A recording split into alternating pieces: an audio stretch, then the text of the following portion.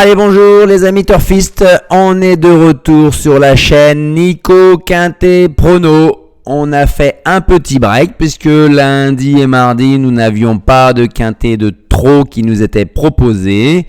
Donc on s'est un peu reposé, on est comme les chevaux, on a repris de la fraîcheur pour attaquer cette semaine magnifique qui nous dirige vers le Prix d'Amérique, le week-end du Prix d'Amérique.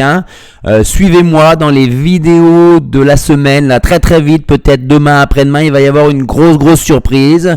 J'ai commencé par déjà moderniser un petit peu la présentation, légèrement. Dites-moi ce que vous en pensez.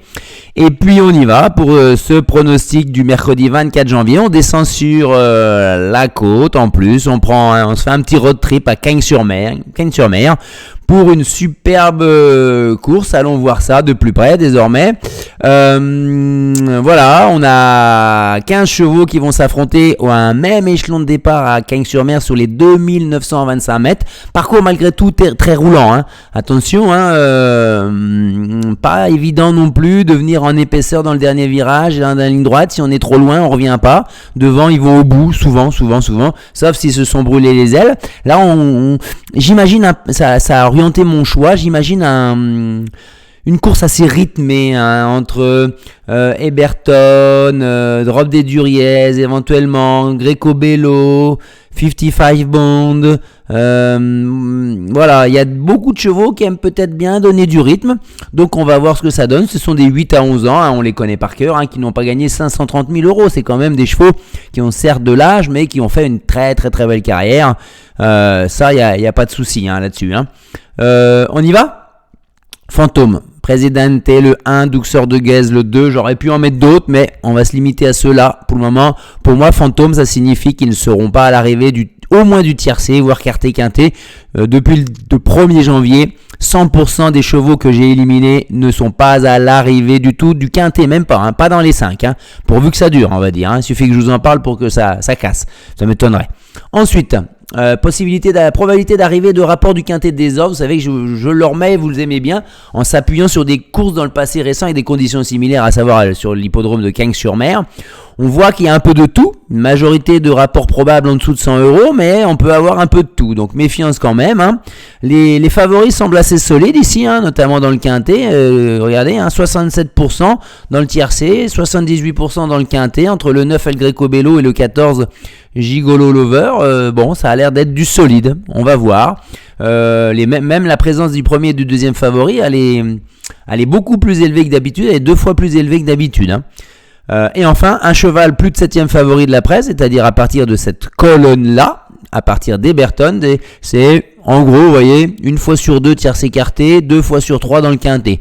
Donc il faudrait mieux en rajouter quand même 1 ou 2, sachant qu'on a des chevaux à éliminer, notamment dans les abandonnés. Il n'y a pas 36 000 possibilités, mais ça veut dire qu'il faut en retirer parmi les 7 favoris ici. On pourrait très bien vous donner les 7 favoris, mais c'est pas le cas. On enchaîne ? Avec qui je vais partir ? À votre avis ? Faites vos jeux. Les Bazirs ? Epson Frey ? Non, moi je pars avec lui. Le 12, Fakir du Ranch. Le cheval de Yannick Alain-Briand. Que vous dire de ce cheval-là ?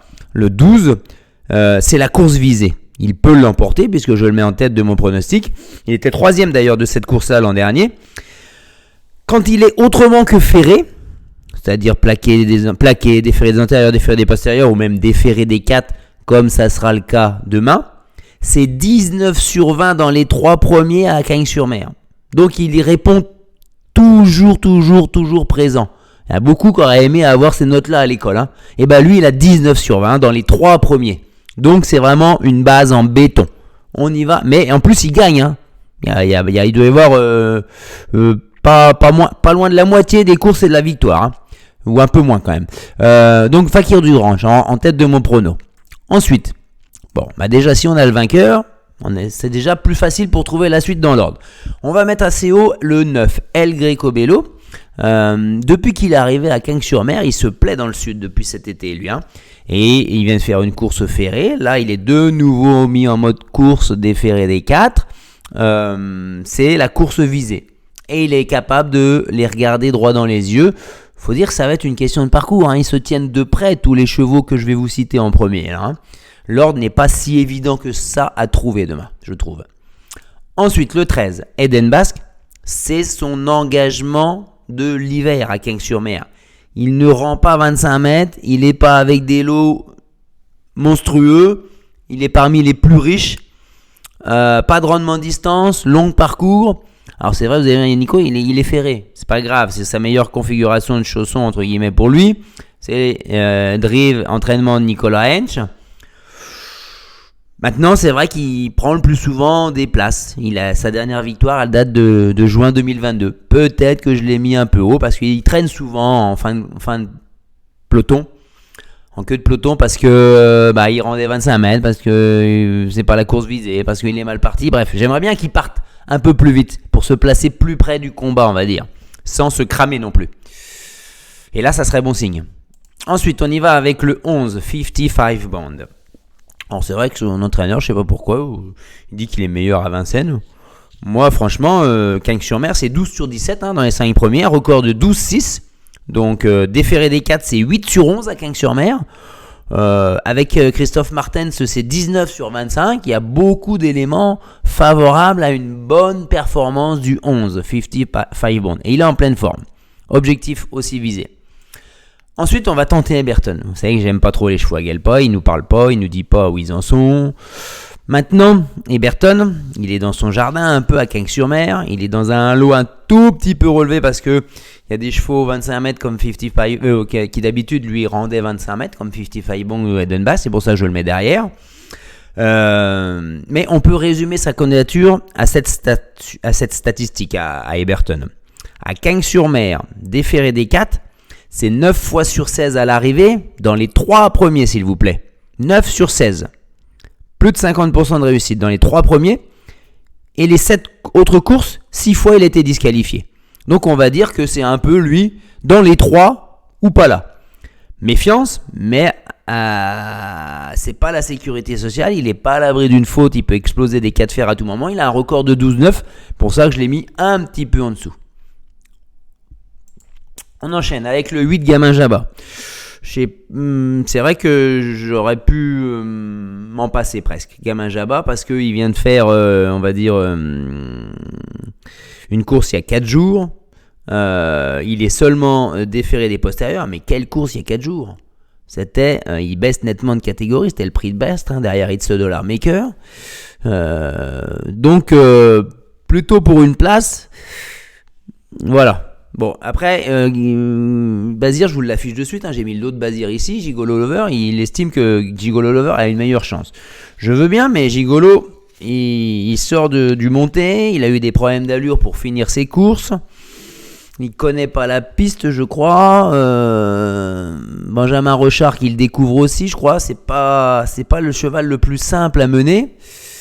Donc voilà, les Bazirs, je les ai mis là, et puis on va pas dérouler tapis rouge à chaque fois pour Bazir à Cagnes-sur-Mer. Vous connaissez, là, c'est des gens qui sont très accueillants, très chaleureux, c'est le sud, mais attention, ils sont chez eux, donc ils vont vouloir s'imposer, ils vont pas laisser l'argent partir à Bazir comme ça. Et enfin, grosse surprise, parce que dans cette course-là, il y a souvent des grosses surprises. Le 6, Eddy Dupomereux. D'où il sort Eddy Dupomereux?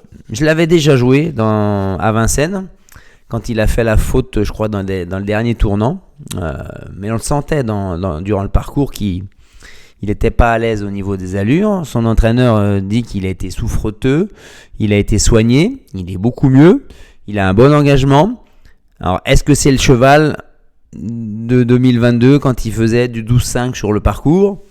Allez, on va lui accorder. S'il fait un 13, il sera à l'arrivée. Maintenant, il faut qu'il parte bien. C'est un cheval qui part bien. Donc, il faudra qu'il soit bien placé. Je l'ai mis au bout parce que si c'est trop dur et que ça va trop vite, j'ai peur qu'il craque. Mais il peut peut-être conserver une place. Voilà. Et du coup, pour une fois, je vais regretter mon 10 Epson d'Air Frais. Pourquoi? Parce qu'il a vraiment montré du mieux récemment. Attelé et monté. Parce qu'il vient de finir derrière Filou d'Anjou qui est très très bon au monté, et derrière surtout Esperanza Idol qui vient de gagner le Cornulier dimanche. Auparavant il finissait deuxième derrière Fast Time. Bon, ça lui donne une vraie chance ici. Hein. Maintenant, il reste encore très délicat. C'est pas Eric Raffin à la drive. Certes, c'est Léo Bondoin. Hein. Il connaît son cheval. Hein. C'est le cheval de l'écurie. Voilà, j'ai pris un risque. On verra. Du coup, j'ai écarté aussi le 3 Éclat des Noix avec Jean-Charles Ferron à la drive parce que il a pas de marge.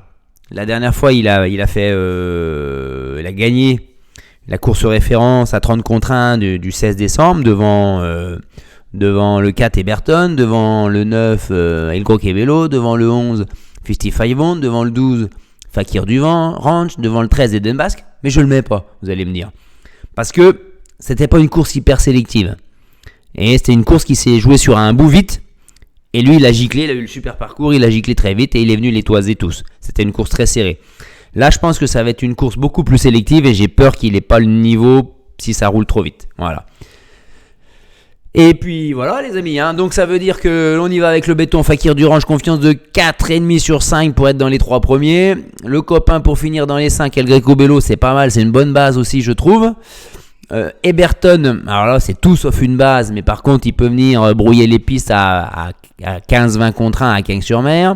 Et la déception, le 2 Désir de Banne, Ferré, il a rien fait depuis le mois de mai de bien. Certes il a 3 courses dans les jambes, mais j'y crois pas aujourd'hui. Et on enchaîne, nous, mercredi. Soyez là mercredi ou jeudi parce qu'il y aura une très très grande nouvelle sur la chaîne Nico Quintet Prono. On s'abonne surtout, on met en valeur la chaîne. J'aurai besoin de vous les amis. Allez, bye bye.